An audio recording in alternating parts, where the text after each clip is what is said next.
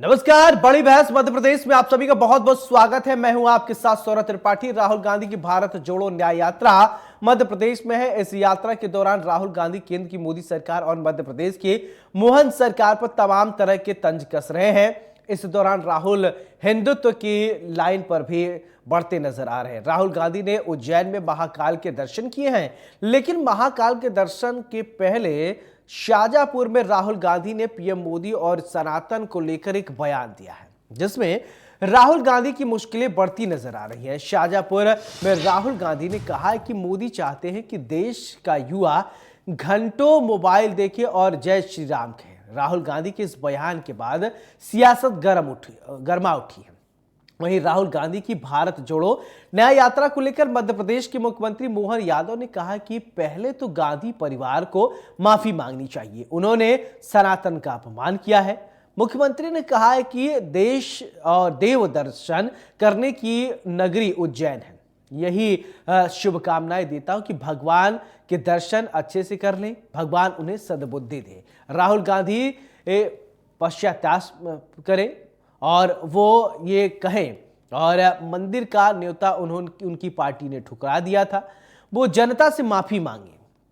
मंदिर को लेकर उनके पार्टी के नेता आज भी पश्चाताप क्यों नहीं करते हैं, ये सवाल है कि आज इसी मुद्दे पर हम विस्तार से चर्चा करेंगे। चर्चा के लिए हमारे साथ खास मेहमान जुड़ेंगे, लेकिन उससे पहले सुनिए कि आखिर राहुल गांधी ने क्या कहा है और मोहन यादव ने उन पर कैसे पलटवार किया है। सुनिए। कोई भी इंडस्ट्री देख लो हिंदुस्तान में, आपको सब जगह यही 10-15 लोग दिखेंगे। अब मैं चाहता हूं कि नाम क्या था तुम्हारा? बुलबुल यादव। मैं चाहता हूं कि बुलबुल यादव एक दिन कहे अपने आप से कि मैं ये जो मोबाइल फोन है ऐसा मोबाइल फोन बनाना चाहती हूं, ठीक है? और फिर ये बैंक के पास जाए और बैंक से कहे मेरा नाम बुलबुल यादव है, आप मुझे लोन दो, मैं ये मोबाइल फोन का काम करना चाहती हूं। और बैंक उससे कहे हां बुलबुल, ये लो अपना पैसा, जाके अपना छोटा सा बिजनेस चालू करो। आज अगर बुलबुल यादव बैंक के अंदर जाए और उनसे कहे कि भैया मैं छोटा बिजनेस शुरू करना चाहता हूं, उन बैंक उससे कहेगा देखिए बुलबुल जी, आप घर जाइए, यहां पे हम सिर्फ अदानी अंबानी जैसे लोगों को बैंक लोन देते हैं। 9,000 लोगों को तो हमने आज रोजगार दिया है और आने वाले अगले हफ्ते के अंदर 15,000 बेरोजगारों को फिर नियुक्ति प्रमाण पत्र देने वाले हैं। ये हमारी सरकार है। हम अगर बेरोजगारों को रोजगार नहीं देंगे, हम अगर उनकी परमानेंट नौकरी नहीं देंगे, तो व्यवस्था का संचालन कैसे होगा? ये तो अच्छा हुआ विपक्षी पार्टी ने सारे प्रयत्न कर लिए कि हम आपको प्रमाण पत्र नहीं दे पाए, तो 50 लोग आए कुल मिलकर के 50 विरोध में आंदोलन करने। अपने आप समझ में आ गया लोगों को कि जनता उनके साथ में नहीं है, तो जनता साथ में भी क्यों होगी, कैसे होगी? अरे आप कोई सा तो एक काम कर्म का कर दो, कोई तो एक काम कर लो। आज न्याय यात्रा के माध्यम से उज्जैन में महाकाल दर्शन करने आ रहे हो, और 500 साल का संघर्ष था अयोध्या का, 500 साल का, और 500 साल के संघर्ष में कई सैकड़ों लोगों ने प्राणों की कुर्बानियां दे दी। बड़ी मुश्किल से क्रांतिकारियों के, आजादी के दीवानों के कई कारणों के बाद देश आजाद हुआ, और देश की आजादी के बाद स्वाभिमान के प्रतीक हमारे आराध्य राम की थी।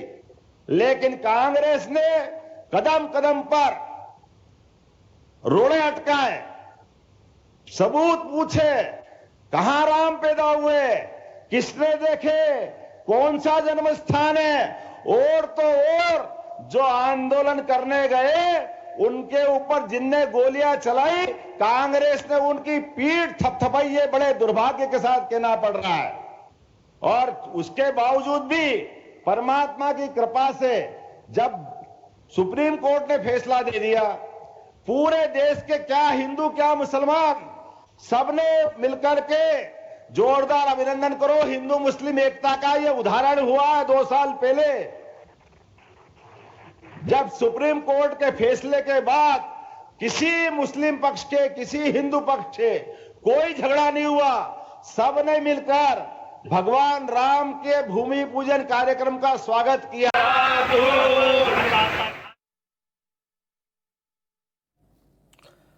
तो मध्य प्रदेश में कांग्रेस को कितना होगा फायदा, ये अहम सवाल है। राहुल गांधी ये तस्वीर देख सकते हैं महाकाल के दर्शन करते हुए, और वहीं मुख्यमंत्री मोहन यादव ने कहा कि राहुल गांधी और कांग्रेस की पार्टी ने रामलला के दरबार में जब उद्घाटन हो रहा था भव्य राम मंदिर का, तो निमंत्रण को ठुकरा दिया। ऐसे कांग्रेसियों को तो देश की जनता से माफी मांगनी चाहिए। बहरहाल, और मुख्यमंत्री ने एक बात और कही कि महाकाल के धार्मिक नगरी में आए हैं राहुल गांधी, तो भगवान उन्हें सद्बुद्धि दे। बहरहाल ये राजनीतिक बात है। ये मुख्यमंत्री ने कहा है कि अब राहुल गांधी को किस तरीके की सद्बुद्धि की जरूरत है, ये तो मुख्यमंत्री साहब अच्छे से समझते होंगे और उन्होंने अपना बयान दिया है।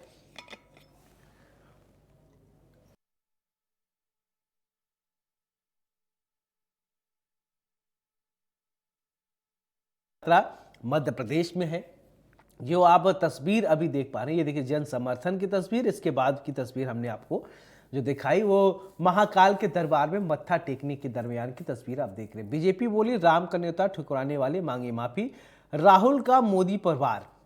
राहुल गांधी ने इस दरमियान प्रधानमंत्री नरेंद्र मोदी पर निशाना भी साधा। मध्य प्रदेश में कांग्रेस को कितना फायदा होगा, ये बड़ा सवाल।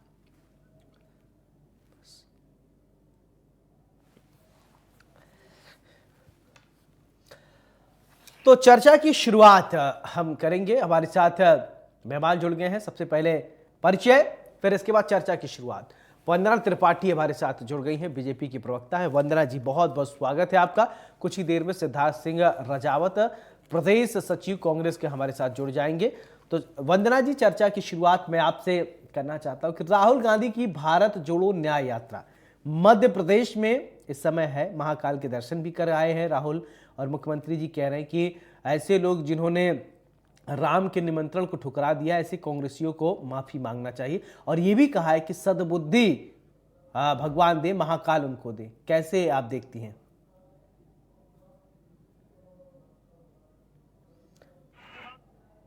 भारत जोड़ो न्याय यात्रा चल रही है, इसके विषय में सिर्फ एक ही बात कही जा सकती है कि इन्हें न्याय यात्रा की जगह क्षमा यात्रा निकालनी चाहिए और क्षमा मांगना चाहिए हर उस सनातनी से जिनका हृदय इन्होंने आहत किया है यह बोलकर कि राम काल्पनिक है। इन लोगों ने राम मंदिर का निमंत्रण अस्वीकारा।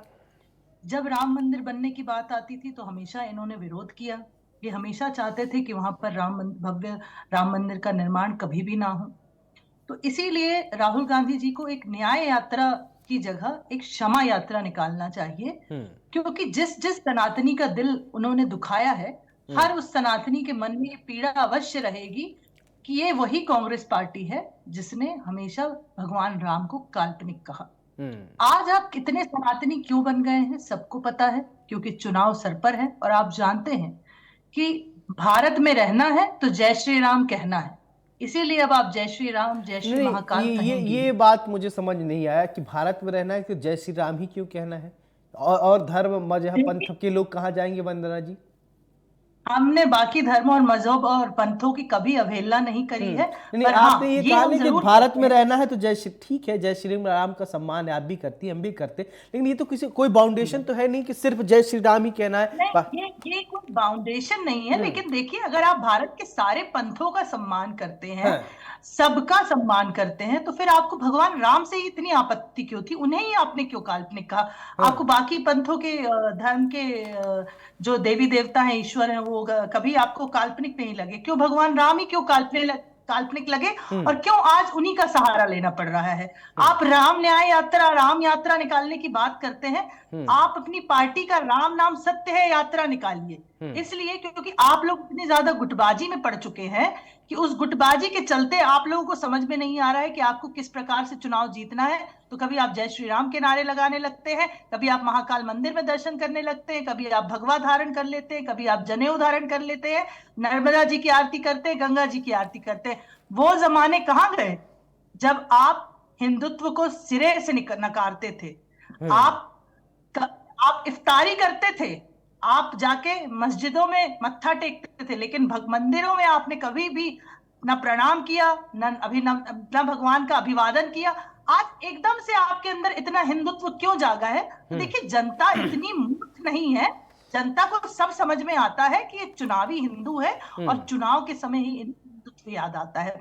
बाकी समय जो इनका ये सॉफ्ट हिंदुत्व है वो गायब हो जाता है। विधानसभा चुनाव के समय भी आपने देखा था कि किस प्रकार से प्रियंका गांधी जी आरती करने में लगी हुई थी, कमलनाथ जी हनुमान जी की पूजा में लगे हुए थे।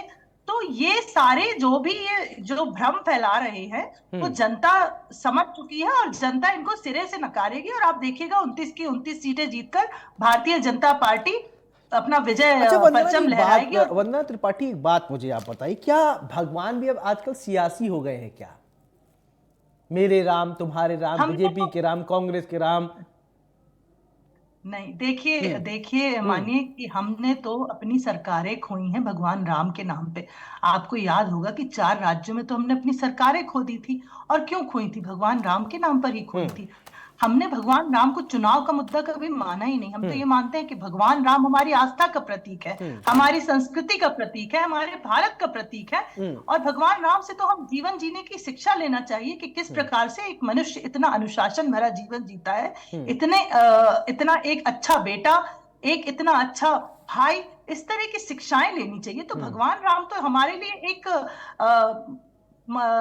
रोल मॉडल का काम करते हैं। भगवान राम को हम चुनावी मुद्दा ना ही मानते हैं और ना ही कभी मानेंगे। भगवान राम सिर्फ और सिर्फ हमारी आस्था का प्रतीक है, हमारे सत्य सनातन धर्म का परिचायक है। और यही मानकर भारतीय जनता पार्टी हमेशा भगवान राम का नमन करती रहती है।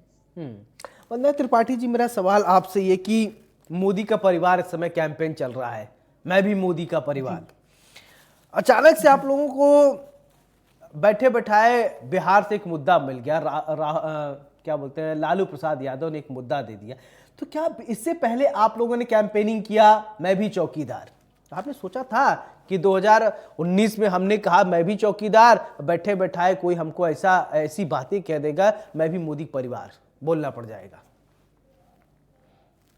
देखिए, आपने मोदी जी के संबोधनों को जब भी सुना होगा तो वो हमेशा अपने संबोधनों में मेरे भाइयों और बहनों, अभी कुछ दिन से, कुछ 5-7 महीने से, देखिए मोदी जी तो वैसे भी भारत को अपना परिवार समझते हैं। जिस प्रकार से मोदी जी ने भारत का विकास किया है, जिस प्रकार से मोदी जी ने विश्व में भारत का नाम रोशन किया है, तो ये तो सराहनीय है ही। हर पार्टी के लोग मानते हैं कि एक समय था जब भारत के पासपोर्ट की कोई वैल्यू नहीं हुआ करती थी, और आज देखिए भारत के जब प्राइम मिनिस्टर किसी दूसरे देश में जाते हैं तो किस प्रकार से उनका भव्य स्वागत होता है, किस प्रकार से उन्हें प्रथम पंक्ति में खड़ा किया जाता है। एक जमाना था जब हमारे प्रधानमंत्री पीछे की पंक्तियों में खड़े होते थे। तो ये सिर्फ माननीय प्रधानमंत्री मोदी जी की वजह से संभव हुआ है, और वो तो एक परिवार की भावना से ही भारत को लेकर चल रहे हैं। और भारत के विकास में मोदी जी युग पुरुष हैं, इसीलिए भारत की जनता ने बार बार उन्हें जिताया और इस बार भी अवश्य जिताएगी। आप देखिए माननीय मोदी जी के बारे में, चलिए हमारे साथ सिद्धार्थ सिंह रजावत जी भी जुड़ गए हैं, प्रदेश सचिव कांग्रेस के, फोन लाइन पे हैं। सिद्धार्थ जी, बहुत बहुत स्वागत है। हेलो सिद्धार्थ जी, बहुत बहुत स्वागत है। सुन पा रहे हैं? जी, सुन रहा हूँ जी। सिद्धार्थ जी, मेरा सवाल आपसे कि अभी राहुल गांधी के भारत जोड़ो न्याय यात्रा मध्य प्रदेश में है, मुख्यमंत्री ने कामना भी कर दिया है कि भगवान महाकाल उनको सद्बुद्धि दे। पहले इस बयान को आप किस तरीके से देखते हैं, और फिर इसके बाद आगे सवाल मैं पूछता हूं। देखिए, मैं अभी थोड़ा सा मतलब कुछ क्षण पूर्व भी मैं जुड़ा था, तो मैं भारतीय जनता पार्टी की प्रवक्ता जी को सुन रहा था जी। और उन्होंने जिस प्रकार से बताया कि इससे पूर्व भारत के जो भी प्रधानमंत्री थे वो पीछे की पंक्तियों में दिखते थे। हाँ। तो शायद इनको अद्य ज्ञान है, इनको ज्ञान की बहुत ज्यादा जरूरत है। फेसबुक और व्हाट्सएप यूनिवर्सिटी का ज्यादा ज्ञान है। इनको मालूम नहीं है जब इंदिरा जी जाती थी तो यूएन में क्या होता था, और जब निर्गुण राज सम्मेलन में जाती थी तब क्या होता था, जवाहरलाल नेहरू जी का भी देखा, पीवी नरसिम्हा राव जी का भी दौर देखा, और मनमोहन सिंह जी के लिए रेड कारपेट बिछाया गया था, और राजीव गांधी जी के लिए तो आपको भी मालूम है किस प्रकार से अमेरिका के राष्ट्रपति उनको छाता लेके चलते थे। तो ये शायद इनको ज्ञान नहीं है। और कांग्रेस पार्टी विगत 45 साल तक जो सत्ता में रही है और उन्होंने देश के लिए क्या किया, शायद इनको उसका भी ज्ञान नहीं है। अभी तो ऐसा लग रहा है कि मोहनजोदड़ो हड़प्पा की खुदाई के बाद अभी ये नया एक भारत निकला है, उसके बाद एक पहले प्रधानमंत्री इस देश के प्रथम प्रधानमंत्री हैं जो प्रथम पंक्ति में खड़े हैं, इससे पूर्व कोई खड़ा ही नहीं हुआ है।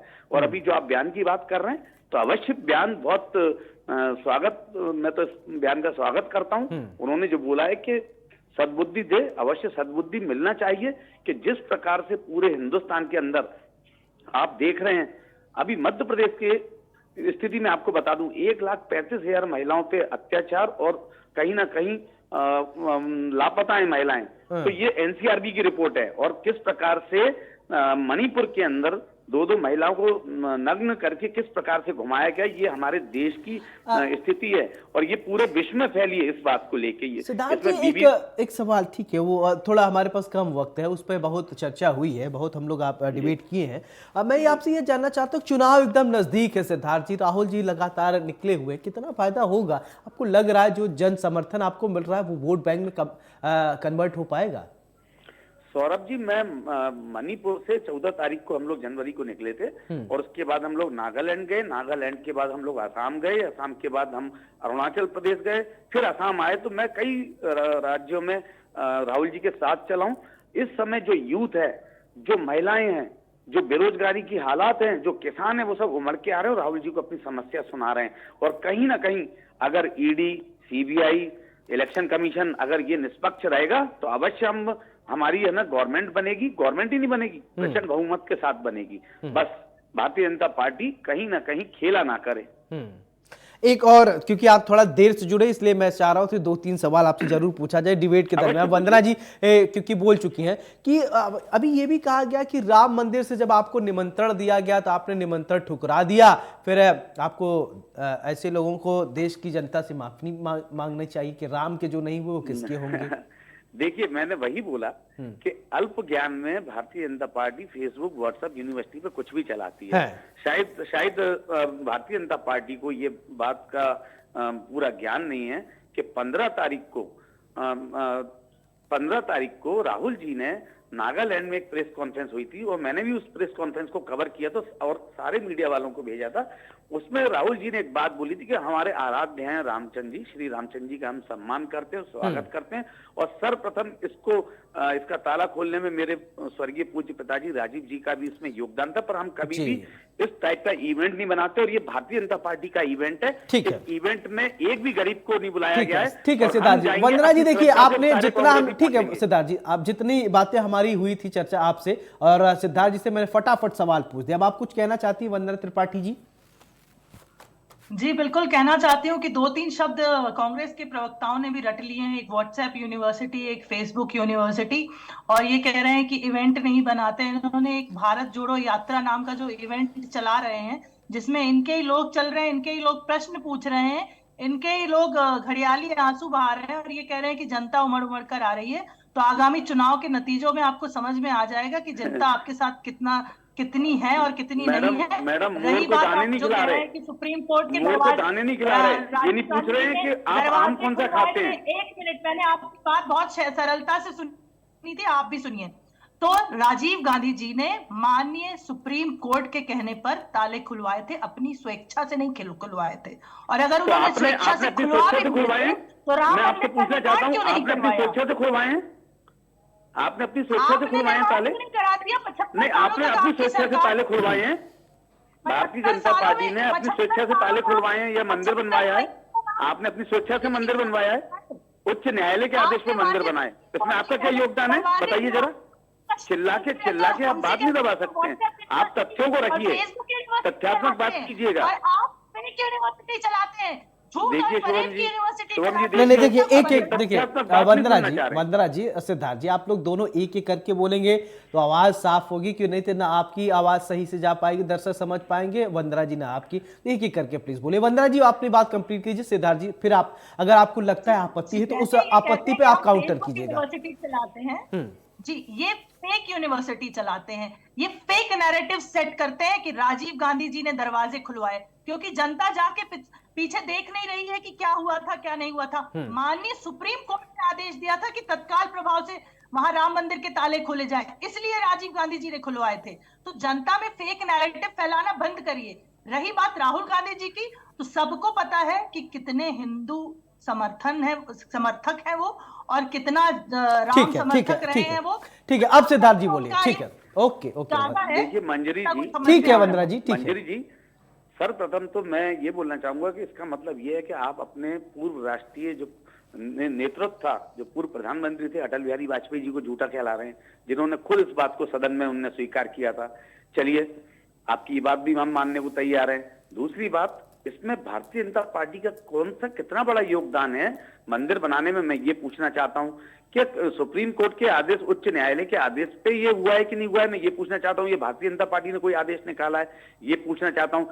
जब जब आपको राजनीति में आप अपने आप को कमजोर महसूस, असहाय महसूस करते हैं, तब तब आप राम की माला जपना शुरू कर देते हैं। अरे हम ये कह रहे हैं, एक बार मुद्दों पे आके लड़े ना आप। अगर आप में इतनी हिम्मत है, चलिए आपने राम मंदिर भी बनवा दिया, सब कुछ करवा दिया, इसको इवेंट छोड़िए ना, आपने धारा 370 भी हटवा दी, तो फिर क्या कारण है कि इतने बौखलाहट, और हमारे देश के यशस्वी गृह मंत्री जी को इतनी घबराहट है कि वो बार बार मध्य प्रदेश आ रहे हैं और आके उनको है ना प्रधानमंत्री को आके बोलना पड़ रहा है कि अब की बार 400 पार, अगर अब की बार 400 पार की इतनी आपको इतना कॉन्फिडेंस है, तो फिर क्यों आप है ना हर जगह जगह से आपको जो 28 आपके जो सांसद थे उन्होंने कोई कार्य नहीं किया, उनको क्यों हटाया गया? अगर वो इतने काबिल थे और इतनी आपने काम किया था विगत 18 साल में, स्वर्णिम मध्य प्रदेश, विकसित मध्य प्रदेश, आत्मनिर्भर मध्य प्रदेश, गुजरात मॉडल पे मध्य प्रदेश बनाया था, मध्य प्रदेश शबराज बन गया था। ठीक है, तो ठीक अगर है। इतना ही आपने काम किया, ओके तो सिद्धार्थ क्या जी, ठीक है घबराहट है? वंदना जी, फाइनल कमेंट। ठीक है, ठीक है, आपकी बात आ गई जी, वंदना जी, सिद्धार्थ जी final। से मैं सिर्फ एक प्रश्न पूछना चाहूंगी कि कांग्रेस की सूची कब आएगी? कांग्रेस की सूची क्यों नहीं आ रही आपके है? पेट में दर्द क्यों हो रहा है? आपके पेट में दर्द क्यों हो रहा है? आपके पेट में दर्द क्यों हो रहा है? हमारी सूची कभी भी आए, आप अपनी सूची पे ध्यान दीजिए ना। ये जवाब देइए, भारतीय जनता पार्टी के लिए जवाब देइए। मैं हूं प्रवक्ता, मैं हूं, आप कांग्रेस के प्रवक्ता है। कृपया बताएं कि आप तिथि बताएं कि किस दिन कांग्रेस की सूची जारी होगी। क्यों कांग्रेस पार्टी को इतना समय लग रहा है? क्या कांग्रेस पार्टी के पास नियति और नेतृत्व के साथ नेता भी खत्म हो गए हैं? क्या कांग्रेस पार्टी को चेहरे नहीं मिल रहे हैं जो खजुराहो मंजरी से जी, सपा के उम्मीदवार को मंजरी उतारना जी, पड़ा? आखिर कारण क्या है? मंजरी रघुनाथ जी, जी क्यों निर्णय नहीं ले पा रहे कि वो कांग्रेस की सीट से लड़ेंगे या नहीं लड़ेंगे? इन सब चीजों का उत्तर दीजिए, कांग्रेस के फाइनल लिए कमेंट उत्तर पे दीजिए। वंदना जी, आई थिंक आपको बीजेपी के से रिलेटेड ही बात करना चाहिए। ठीक है, वो कांग्रेस को जब जारी करना होगा वो अपने जब हिसाब ये से हमसे कर देगी। प्रश्न चिन्ह लगाएंगे तो हम भी इनसे इनको प्रश्न अवश्य भारतीय पूछेंगे। जनता पार्टी को ज्यादा पेट में दर्द है कि कांग्रेस की लिस्ट कब आएगी। देखिए 138 साल पुरानी मंजरी पार्टी है, इस पार्टी को कोई खत्म नहीं कर सकता। और मैं आपको बता दूं आपके अल्प ज्ञान के लिए, हेलो जी जी बोलिए। मंजरी जी को अल्प ज्ञान के लिए बता दूं, वंदना जी हैं, मंजरी जी नहीं है। सॉरी वंदना जी को जी, क्षमा जी, चाहता हूँ, वंदना जी को, हाँ। कि वंदना जी आप हमारे देश के यशस्वी प्रधानमंत्री, कांग्रेस मुक्त भारत करते करते कांग्रेस युक्त हो गए। आज आपके 160 से ज्यादा आपके जो सांसद हैं वो कांग्रेस के, 28 राज्य, 9 यूनियन टेरिटरी हैं। चलिए अब ये तो जनता तय कर। सिद्धार्थ जी बहुत बहुत शुक्रिया, वंदना त्रिपाठी जी आपका भी बहुत बहुत शुक्रिया हमारे साथ जुड़ी बड़ी बहस में। तो अब सवाल ये उठता है कि जनता कितना विश्वास करती है कांग्रेस पर या बीजेपी पर। राहुल गांधी भारत जोड़ो न्याय यात्रा निकाल रहे हैं, भारत को न्याय दिला रहे हैं। इससे पहले भारत जोड़ो यात्रा निकाले थे, फिर इसके बाद क्या हश्र हुआ 5 राज्यों के चुनाव में आपने देखा। अब भारत जोड़ो न्याय यात्रा राहुल गांधी निकाल रहे हैं, उसका क्या होने वाला है ये जनता बखूबी समझती है। बड़ी बहस में मेरे साथ फिलहाल इतना ही। नमस्कार।